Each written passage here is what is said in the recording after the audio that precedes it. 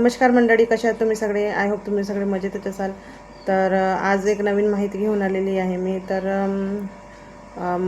कमेंट्समध्ये सारखं विचारलं जातं की मार्च आणि एप्रिलचा हप्ता कधी मिळणार.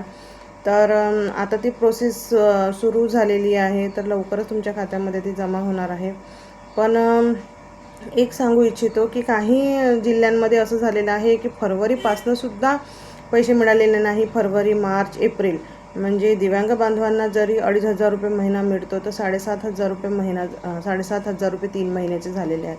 तर 7,500 कोणाला औषधीचं खर्च असेल, कोणाला आपलं घर चालवायचं असेल किंवा 1,500 नाहीच होत, पण थोडं नाही थोडं ती मदत होतेच.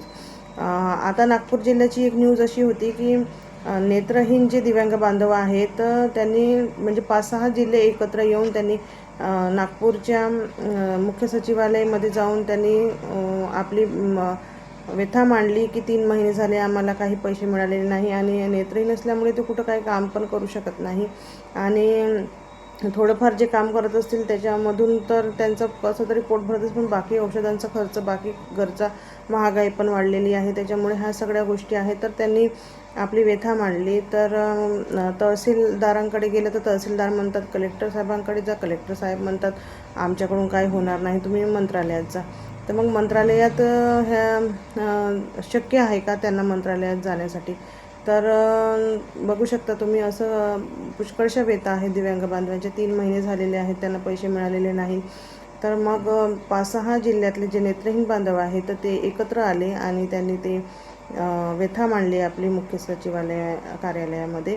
तर तिथं गेल्यानंतर लगेच त्यांनी ते सगळं ऐकलं आणि मंत्रालयात फोन लावला. तर मंत्रालयातून असं माहिती मिळालेली आहे की मुख्यमंत्र्यांची काही पर्सनल जी असते निधी, तर त्याच्यामधून द्या असं पण म्हटलं गेलं. पण आता हा GR आलेला आहे आणि जे सामाजिक न्याय विभागाकडून जे सक्षमीकरण होतं त्यांच्याकडे ते पैसे ट्रान्स्फर केलेले आहेत. आता लवकरच ते दिव्यांग बांधवांच्या खात्यामध्ये जमा होणार आहेत. तर अशी माहिती मिळालेली आहे.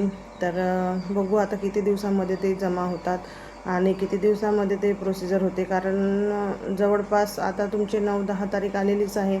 परत मिळेपर्यंत हा अर्धा महिना म्हणजे महिना पण निघून जातो आणि दिव्यांग बांधवांना अजून म्हणजे फरवरी, मार्च, एप्रिल आणि मे असे 4 महिने होतील. तर हे खूप चुकीचं आहे. कुठंतरी सरकारने याकडे लक्ष द्यायला पाहिजे. आणि जे निराधार बांधव आहेत, संजय गांधी निराधार बांधव, श्रावण बाळसुद्धा याच्यामध्ये येतात. दिव्यांग बांधवांना तर खूप गरज आहे, पण श्रावण बाळ जे 65 वर्षावरील जे लाभार्थी आहेत तर त्यांना पण पैशाची खूप गरज असते. त्यांना पण औषध पाणी घ्यायसाठी हे काही ना काही मदत होतेच. तर ह्या सगळ्या गोष्टीकडे सरकारने लक्ष द्यायला पाहिजे.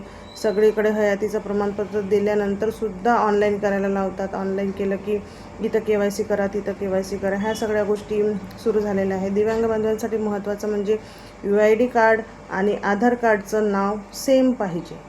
हा पण एक प्रॉब्लेम आलेला आहे. सेम स्पेलिंगसुद्धा एक चेक केली जात आहे आणि परत त्यांना नेट कॅफेमध्ये पाठवलं जात आहे की हे करेक्शन करून आणा, ते करेक्शन करून आणा.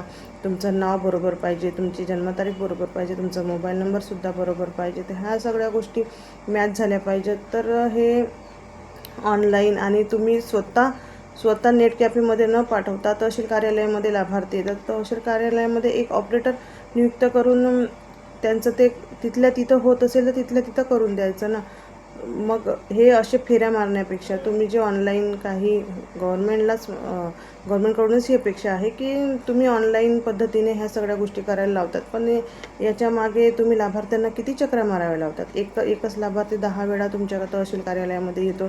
तहसील कार्यालयामध्ये सांगतात की हे बरोबर नाही आहे, ते बरोबर नाही आहे, तुम्ही इथं जा, तिथं जा, तिथं जा. तर आणि परत इतकी ऊन, इतकं टेम्परेचर वाढलेलं आहे. दिव्यांग बांधव कसे इकडे तिकडे पडणार किंवा जे 65 वर्षावरील आहेत ते पण कसे ते हे करणार.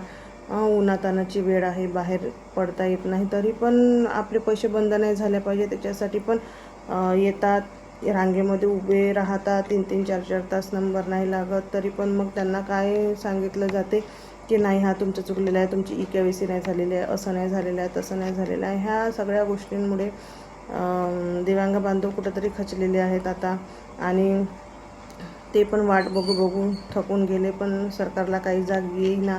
पण सरकारला माझी एकच विनंती आहे की लवकरात लवकर दिव्यांग बांधवांच्या खात्यामध्ये हे 3 महिने, कोणाचे 2 महिने राहिलेले आहेत, कोणाचे 3 महिने राहिले आहेत, तर लवकरात लवकर हे सगळे पैसे जे आहेत ते त्यांच्या खात्यावर जमा करावेत, हीच सरकारला माझ्याकडून विनंती आहे.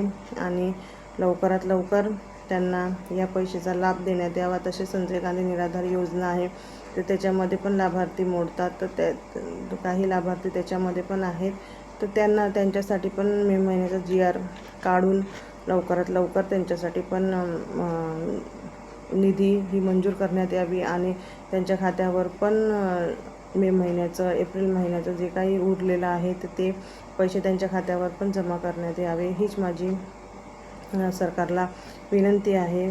तर व्हिडिओ आवडल्यास माझ्या चॅनलला सबस्क्राईब करा, कमेंटसुद्धा करा आणि सबस्क्राईब पण करा. धन्यवाद.